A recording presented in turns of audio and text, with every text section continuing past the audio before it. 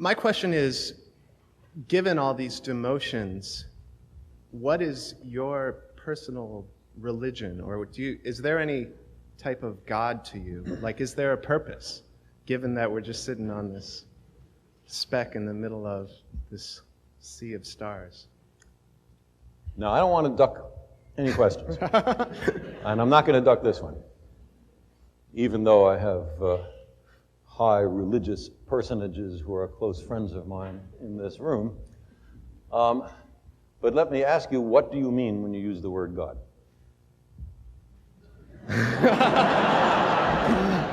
Well, I guess what my question, it's like, is there a purpose for, I mean, given all these demotions, why don't we just blow ourselves up? Why don't we? Yeah, what is our purpose? I mean... Let me turn the question around. If we do blow ourselves up, does that disprove the existence of God? No, I guess not. I mean, it'll be a little late to make the discovery, but still. Yeah.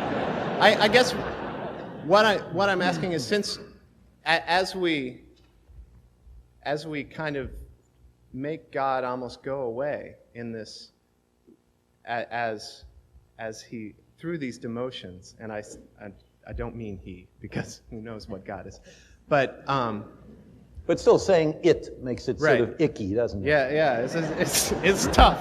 We like it to be a he, don't we? Yeah. We've been trained to think of it as a he. It seems that through the ages, humans have created a mythological framework that has always often involves some kind of higher spiritual powers. And as every human culture has done that. As that goes away, as we know more and more and it seems harder and harder to prove that anything might exist like that, where does that leave us? On our own.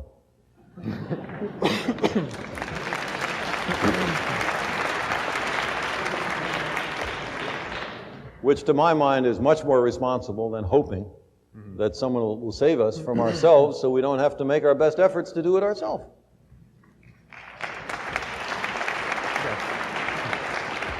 And if we're wrong, and there is someone who steps in and saves us, okay, that's all right. I'm for that, but we, hedged our bets. It's Pascal's bargain run backwards.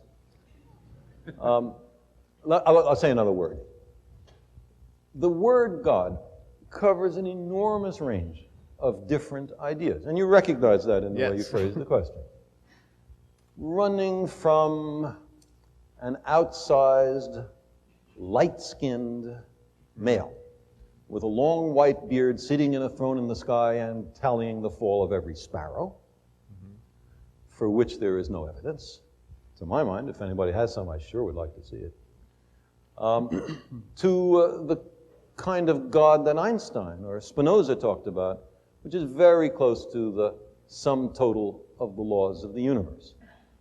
Now, it'd be crazy to deny that there are laws in the universe, and if that's what you want to call God, then of course God exists.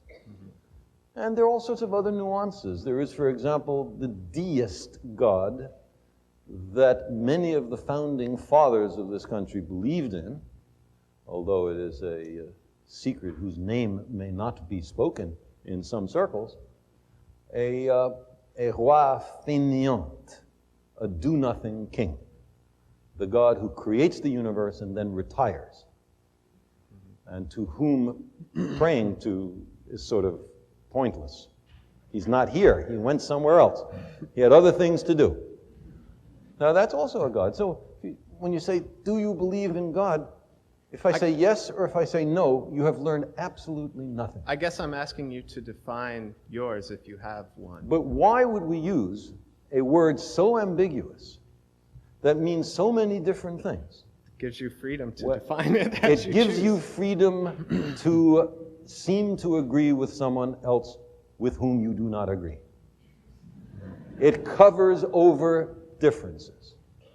It makes for social lubrication. But it is not an aid to truth, in my view. And therefore, I think we need much sharper language when we ask these questions. Sorry to take so long in answering this, but this is an important issue.